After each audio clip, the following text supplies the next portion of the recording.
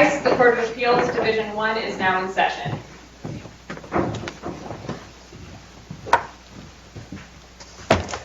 Thank you. You may be seated.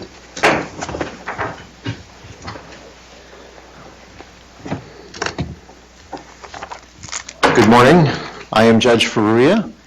To my right is Judge Campbell. To my left is Judge McMurdy. And we are here today for oral argument in our case number CR21-0340, State v. Gomes. As you may know, we record and live stream these proceedings, so please give your name and the name of your client prior to beginning your presentation. You have a maximum of 20 minutes per side. Although you are not required to use all of your time, we do require you to keep track of your own time, and the clocks on the podium reflect all total time remaining, including any minutes you would like to reserve. Please keep in mind we have read the briefing, we've studied the record, and discussed the case in conference.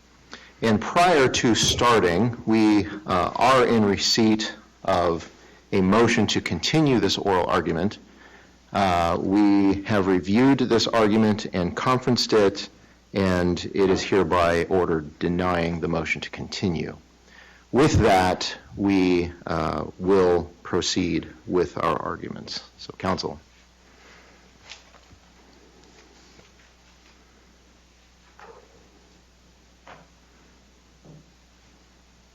Good morning, Your Honors. May it please the Court, my name is Michael Alarid III. I represent the appellant in this case, Joao Gomes.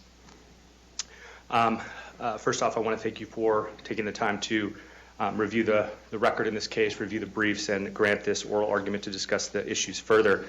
I would like to start where the briefs start with the first issue in this case, which is the first item of error where the trial court allowed testimony regarding the shirt worn by the victim in this case to be presented at the trial. As the record reflects from the evidentiary hearing that was held in this case prior to the jury trial, the shirt was the sole piece of evidence that was tested after the first trial but before the second trial, making it the only separate piece of evidence that was presented at the second trial that wasn't available for presentation at the first trial. The error occurred by admitting that testimony regarding the shirt at all because it wasn't relevant to any issue in the case. It did not make anything more probable, and certainly the discussion of anything on that. Wasn't it consistent with the YSTR analysis that was done on the shorts?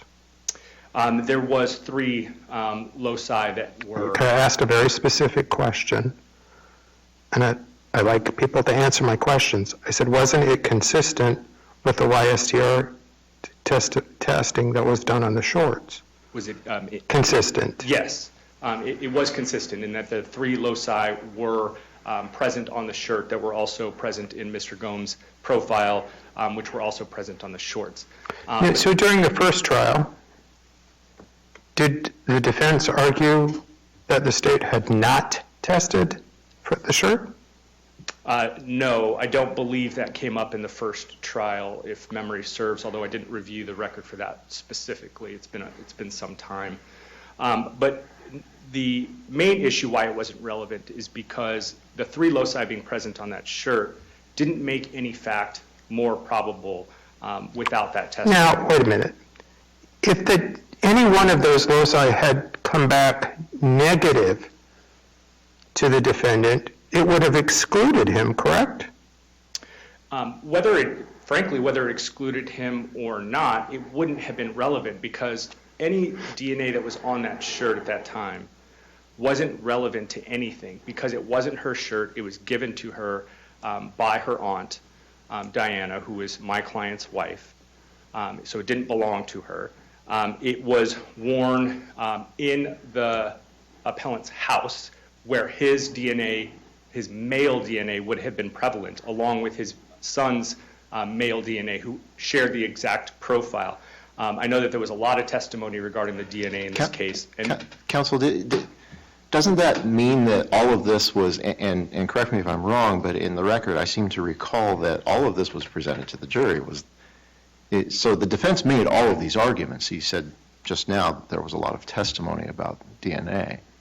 Right, and I think the reason why it becomes an error is because the testimony regarding not just the DNA, but probably more importantly, the sperm on the shirt was not relevant at the trial court because it didn't make anything more probable. But what it did do was confuse the issues and confuse the jury.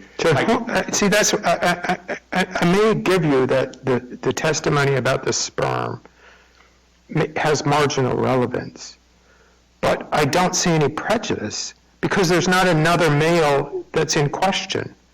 It certainly wasn't the baby. And there's no other male that is alleged in this scenario, so I'm not sure how it could have possibly have prejudiced regardless of if we say it had marginal relevance. Right, and there's two issues, right? There's the error issue and then there's the prejudice issue. The error issue being that it was presented at all where it had no relevance to anything because the evidentiary hearing before trial clearly showed that it was due to a prior event. There's no way you could have had 0 acid phosphatase or semen on the shirt. That's not clearly what the record said. The record said it had marginal relevance, but the expert testified that it still could have come from the event. Well, it wasn't maybe not as likely, but it's still marginal. So don't say it was no. It was inconsistent, is the word that she had testified to. It was inconsistent with there being fresh ejaculate on the shirt. But the reason why it makes it an error is because by allowing that shirt testimony to come in at trial, it created a mini trial where we had to call my client's wife and discuss their sex life, their birth control method, the frequency that they would have sex, the last time they had sex, which is all very confusing and prejudicial to this particular case, especially in light of the motion in limine, where the state was not permitted to talk about whether my client had tried to initiate sex with his own wife that night, yet he implied as much in violation of the motion in limine, which is addressed in a separate issue, and the jurors picked up on that implication and inference and asked questions about whether that was the reason that he had woken them up. So you had this issue of... But counsel, none of those questions were answered.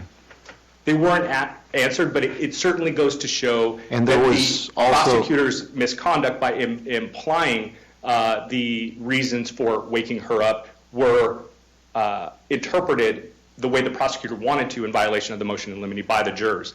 That's why they asked the question. They wouldn't have asked the question if it wasn't the inference or the implication that the prosecutor was making. But the jury received instructions that they were not to base any of their deliberations on anything other than what was evidence. So if the questions weren't asked and they weren't answered, then they received no evidence regarding that issue. Is that not so? Well, they received certainly an implication made by the state to that issue. And yes, of course, the jurors are always advised not to consider anything that's not in evidence, but from a common sense perspective, that was a motion in limine that was argued before trial. There was a clear line. The prosecutor, in our view, went over that line, and the jurors picked up on him going over that line and asked that question. Okay, counsel, the law is that we presume that jurors follow the instructions that they are given. That's the law. Yes. Okay? So, and they received the instruction to not base their decision on anything other than what evidence they have received. And we know that these questions were not asked. Sure. So they received no evidence. So given those presumptions, where is the evidence in our record that shows that the jury manifestly disregarded that instruction? Well, I don't think there's going to be evidence that they manifestly disregarded that instruction unless we had some type of affidavit from a juror saying that they did so.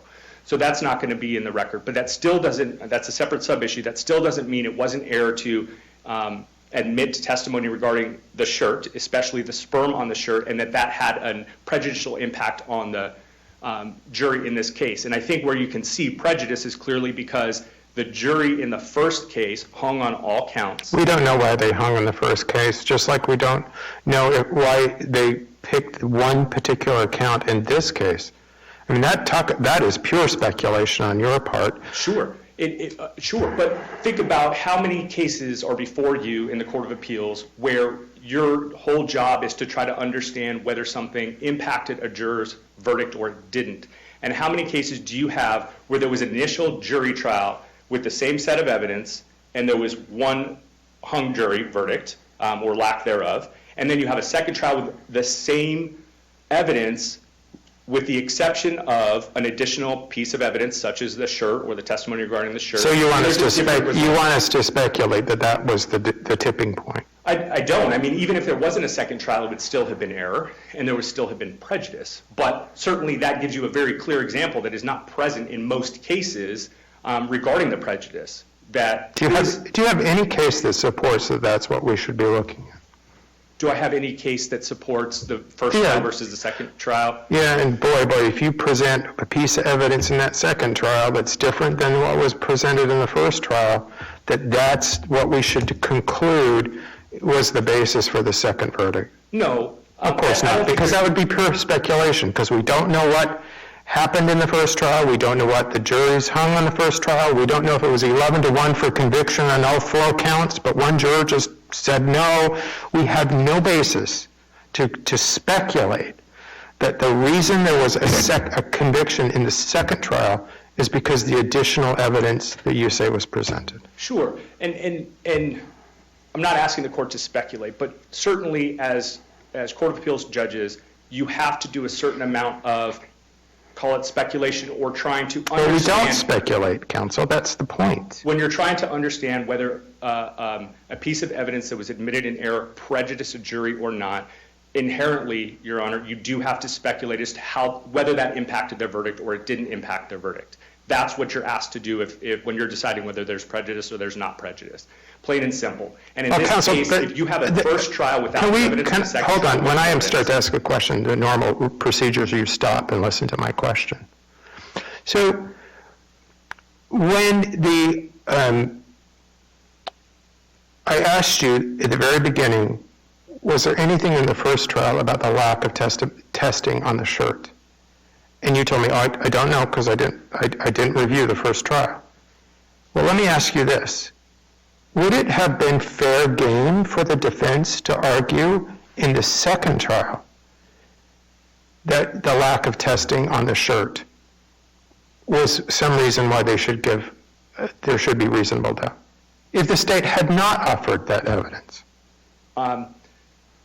Well, I think that in the same way that the state can argue that the defense didn't test it themselves, which is what they argued regarding the DNA swabs that were taken from the defendant's hands, and the state did not test those, and the state argued, well, the defense could have tested those as well.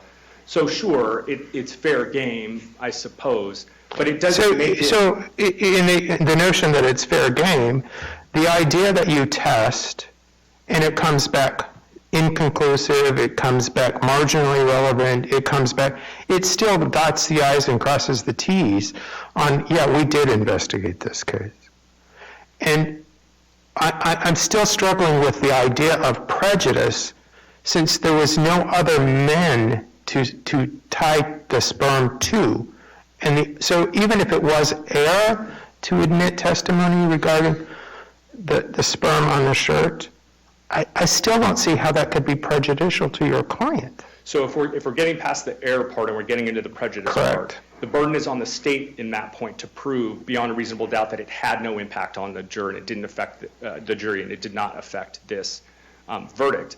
And I don't think you can say that, especially when there's, again, a first trial with one... See, I'm not buying what you're selling on that, so you may want to stick to what was present in the trial that was a conviction arose out of. That's all fine. But still, it forced us to have a mini trial, again, about my client's sex life with his wife, the manner in which, the frequency that they had sex, the manner in which they used birth control, and the manner in which they wiped up from that sexual encounter regularly over their lives, and present that to a jury in a case where we're talking about an allegation of my client committing a sexual act against a child. So you are having very charged testimony and having a mini trial about the frequency in which he's having sex with his wife in the same trial, confusing the issues and making them prejudicial. And then also you have a prosecutor, again, who's going right up against that line when he's not supposed to talk about whether my client was attempting to have sex with his own wife on that night, going up to the line and inferring it to the jury. So I think when you have all of those things together, the state can't carry their burden that it didn't affect the verdict in this particular case, because it did.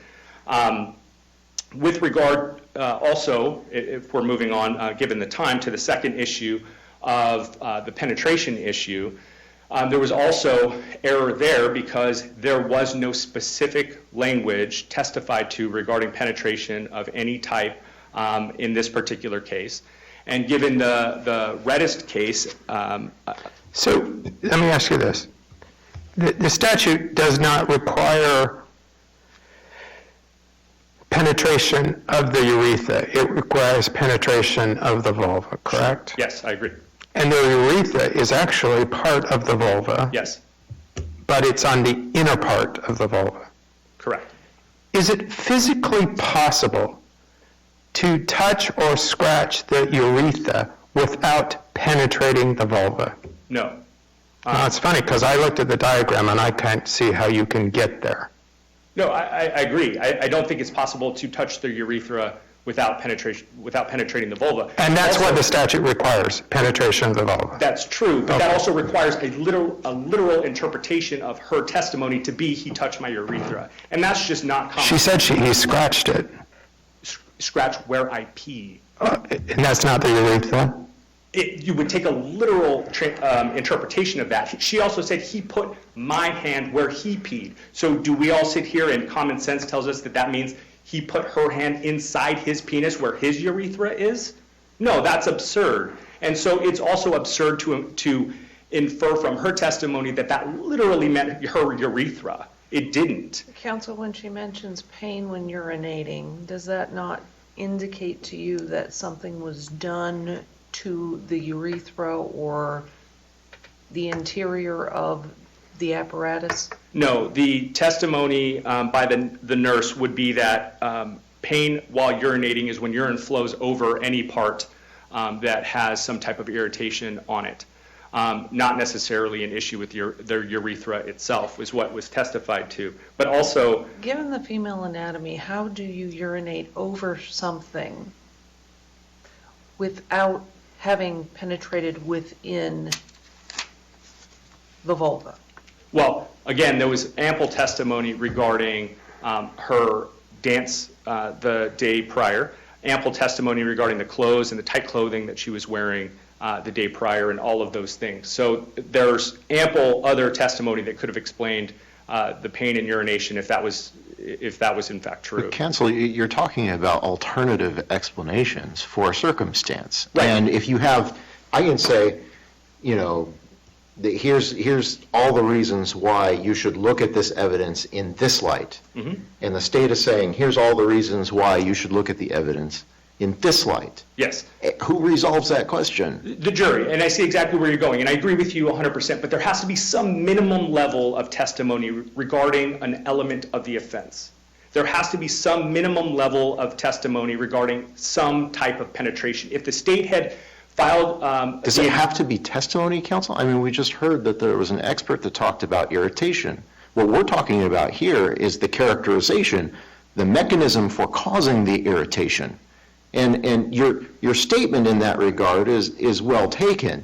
There are other explanations for this level of irritation. I think the expert acknowledged that on cross-examination that was elicited during trial. Okay, so you're talking about here evidence, right? Evidence that can be of one character, evidence that can be of another character. It's evidence, right? But it's not our job to make that call, is it?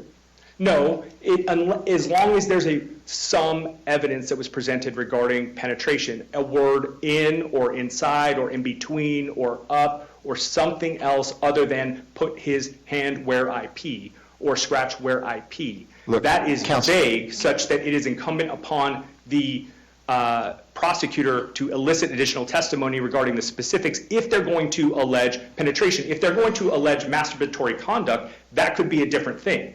That could be vague enough or interpreted as much to be masturbatory conduct, but that's not what the indictment said, and that would be a different sentence altogether. So certainly that can't be the testimony that would satisfy that count or that guilty count in this particular case, so it can't be that. The same nurse testified to an indeterminate finding. We can't lose sight of the fact that the testimony from the nurse was that it was indeterminate, so it's not corroborating evidence that there was a penetrating injury. She specifically said she did not see any evidence of a penetrating injury in this particular case. So all the evidence that the jury had to go on was no testimony, no verbal testimony or indication of penetration of any kind, and then a sane nurse saying that there was an indeterminate finding, that no evidence of penetrating injuries. There was redness that could have been any number of things, but it's indeterminate for a reason. If it had been evidence of trauma, evidence of a sexual assault, evidence of penetration, she would have testified to that, and that would be different. That would be corroborating evidence, the likes of which all of the cases that the state cited had. They had evidence of STIs, evidence of scarring, evidence of bleeding, all of these other issues regarding corroborating evidence that we don't have in this case. The word indeterminate doesn't mean definitely no. It also doesn't mean definitely yes. Isn't that so? Correct, but you can't say that But you're saying that we should look at this and we should say that the testimony there is indeterminate is definitely no. No, I'm not. I'm saying the testimony it fell short of saying that there was any type of penetration, and the testimony says nothing. It says, I don't know. It's indeterminate. I can't determine whether it was there or it wasn't. So it's not corroborating. It's not evidence that you could individually rely upon to bootstrap the testimony of where I pee into beyond a reasonable doubt of penetration. Because at the end of the day, that's the question, is can any rational trier of fact find beyond a reasonable doubt that there was penetration here? Masturbatory conduct, different story, but certainly not penetration given these facts. Okay, thank you, counsel.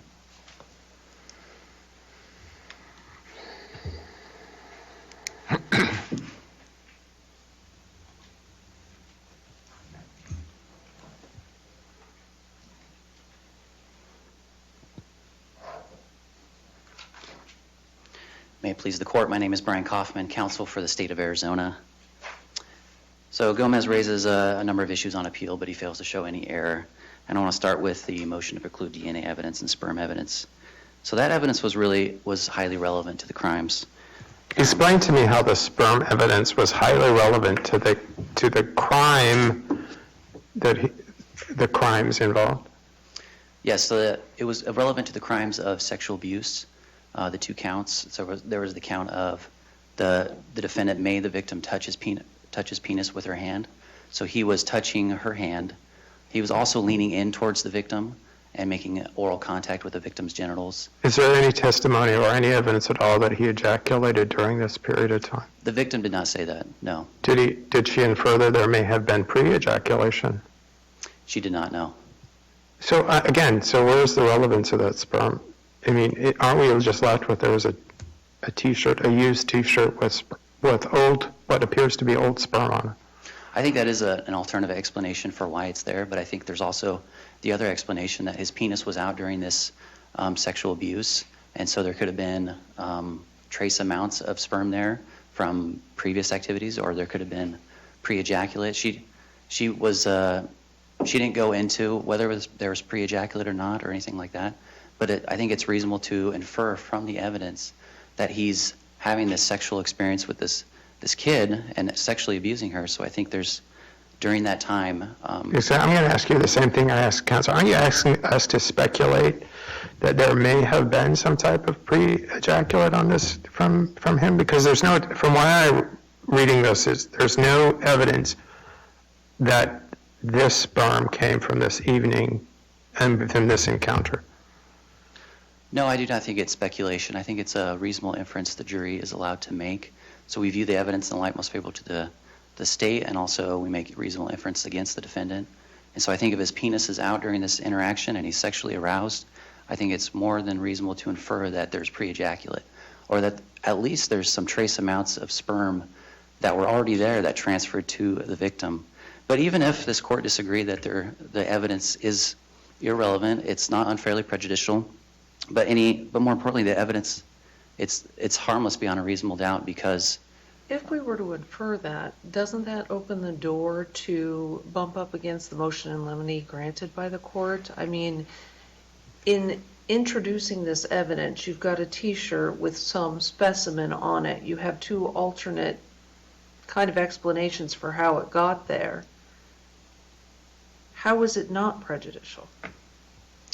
Because this evidence wasn't used to prove the counts for which Gomes was convicted.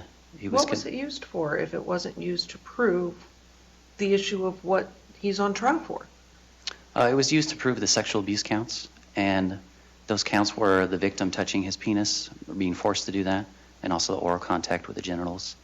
But it was used for that. And in the state's closing argument, the state goes through the evidence, and when he's referencing the DNA evidence and the sperm evidence, he's always talking about the sexual abuse counts.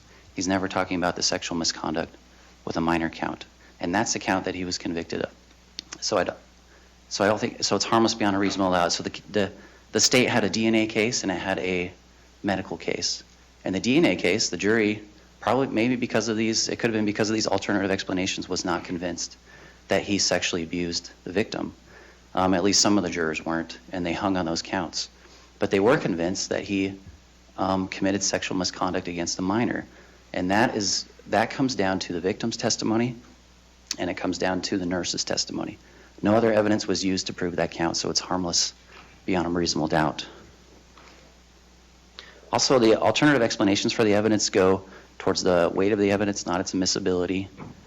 He has a lot of alternative explanations for how it got there, such as the teething baby, but it's still relevant and not unfairly prejudicial.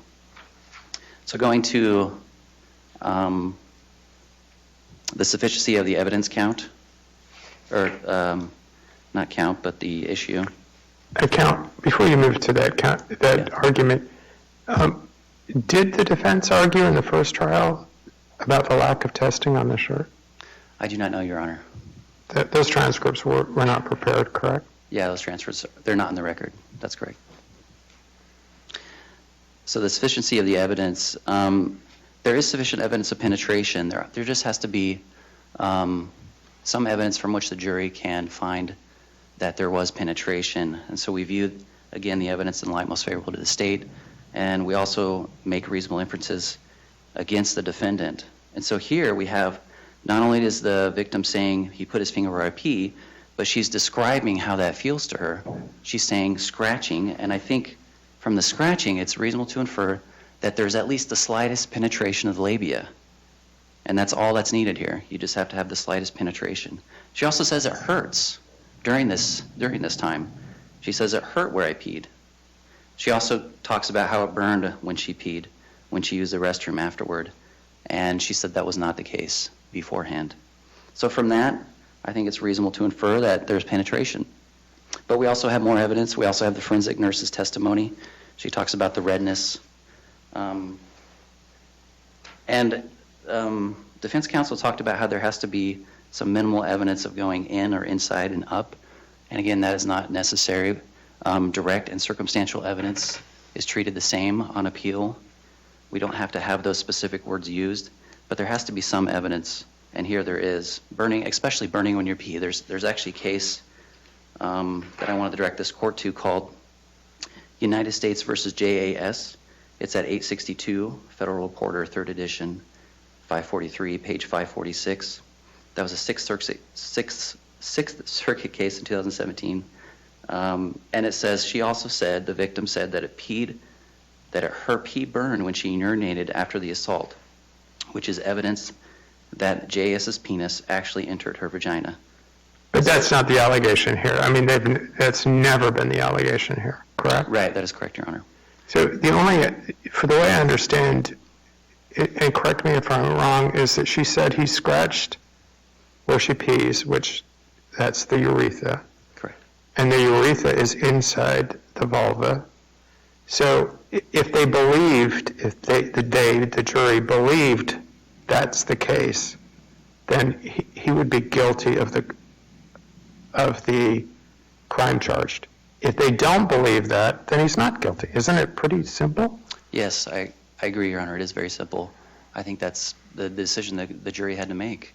They also had the other corroborating evidence about the redness inside the vulva by the hymen, and that's a very sensitive area on a prepubescent child. So not only do they have that evidence, but they also had the evidence about there being redness, and that could be The nurse even explained that could be a possible reason why it burned to urinate afterwards, is because that redness was an irritation, and when urine passed over it, it made it burn.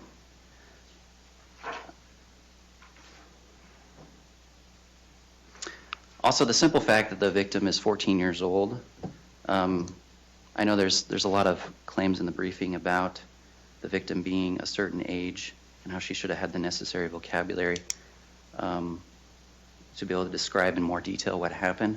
But the victim, she's still a child. She was 14 years old. She was in 8th grade. And I don't think she also was pulled out of sex education in 5th grade. And that's in the record as well. So I think we don't have to have exact testimony from her. I think her testimony is sufficient to show penetration.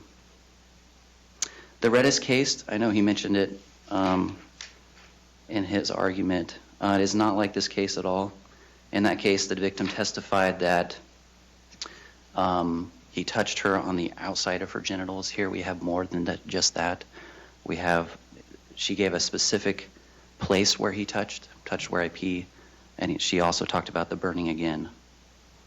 And also we have the redness inside the vulva that supports the allegation of penetration.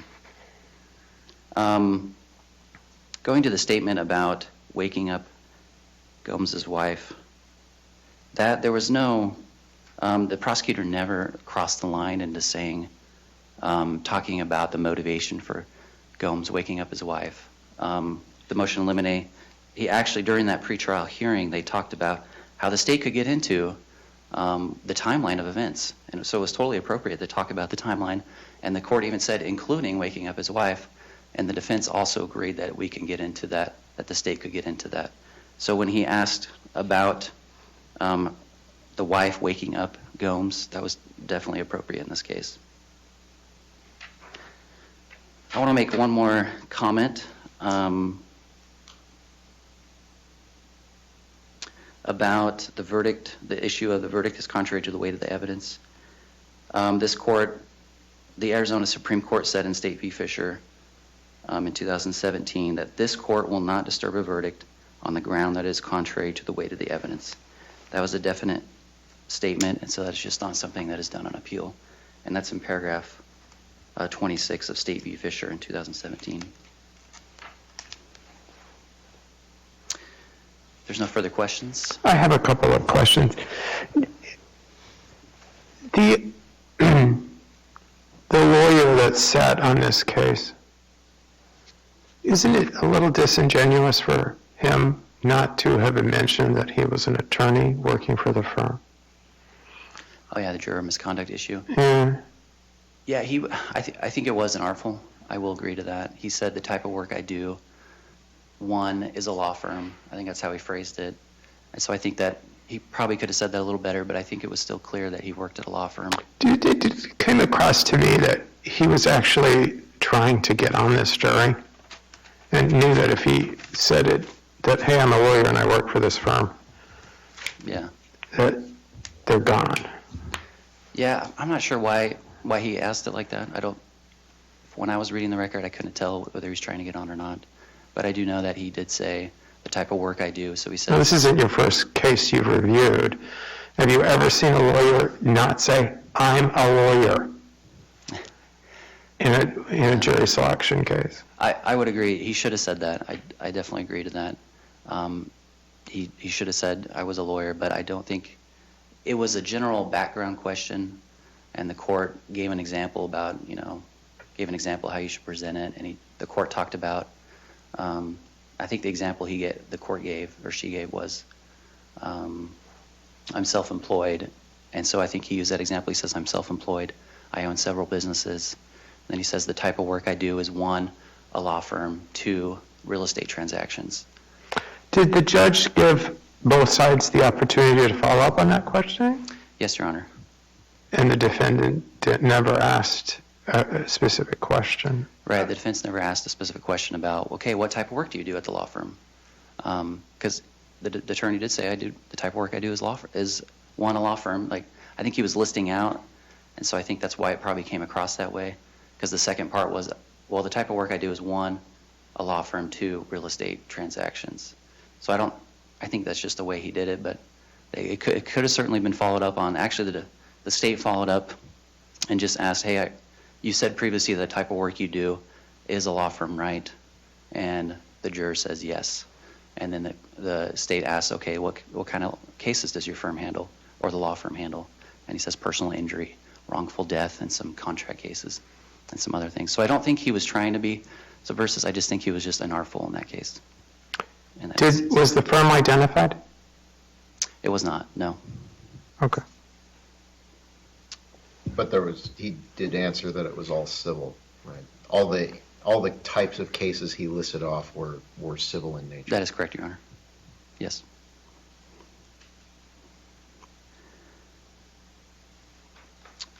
So the state asked that you affirm the conviction and sentence in Before this you go, case. can you Yeah. discuss, and Mr. Allred ran out of time, but the prosecutorial misconduct allegations and your best argument that it did not occur?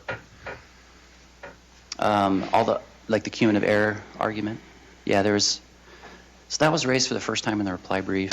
It was kind of raised, it was just very briefly mentioned in the opening brief, and it wasn't developed at all, but it was developed in the reply brief. But even so, there was no, in the state's argument, there's no error, and there certainly wasn't any error that was so great or so egregious and persistent that it denied him a fair trial. So Gomes bears the burden of proving that the misconduct or the prosecutorial error in this case denied him a fair trial, and I just don't think that happened here. Most of the rebuttal closing arguments that are mentioned, or the closing argument misconduct issues that are mentioned, are in rebuttal, and the prosecutor specifically rebutting what the defense said in their closing argument. And so I think most of that is why that's not error. So that's including the talking about the burden of proof issue, the alleged shifting the burden to the defendant, also mentioning the confession slide, or the duty to do, or the alleged issue having to do with the duty to conflict or convict, and also the credibility issue. So most of these things were in rebuttal. So I think that's why it's not error. And the things that weren't in rebuttal, they just weren't error at all. So is the prosecutor allowed to say whatever they want in rebuttal, or are they constrained? No, they can't say, they cannot say whatever they want in rebuttal. They are constrained by their ethics as prosecutors, and they're supposed to be doing justice. But, for example, the shifting the burden issue, the prosecutor was responding to the argument that, hey, these body swabs, the Gomes body swabs, were not tested, and so the state, and that was the argument they made, that the state should have tested them. So they went on about that, and then in response, the state's like, well, anybody could have tested the body swabs. That was available. There's no reason nobody could have tested them. So that was a fair rebuttal. The defense was trying to draw the inference that the investigation wasn't enough, or the state could have done more to investigate. And so the state was allowed to say, like, hey, he could have also tested the swabs. There's nothing wrong with that.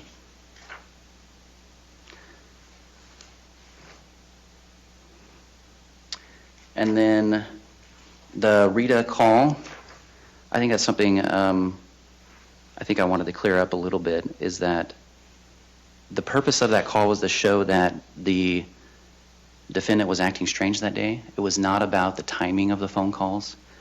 I know the opening brief and reply brief go into that quite a bit, but it wasn't about that at all. The state was just trying to show that the defendant was acting strange. And so he talked about, he was calling Rita, or the grandmother, that day, and how that was strange because the defendant's grandmother was in town, and that was the reason she was in town, was to take care of the kids.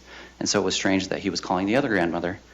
And so the state inferred that, that was very strange. And he was just trying to reach out and see what's going on with the victim, because he knows the victim's out of his control. And so I don't think there was no error there as well. So I hope I answered your question. You did. Thank you. If there's no further questions, the state asks that you can affirm the conviction and sentence. Thank you. Thank you, counsel. Thank you for your arguments. We will take this matter under advisement and issue our decision in due course, and the court is adjourned.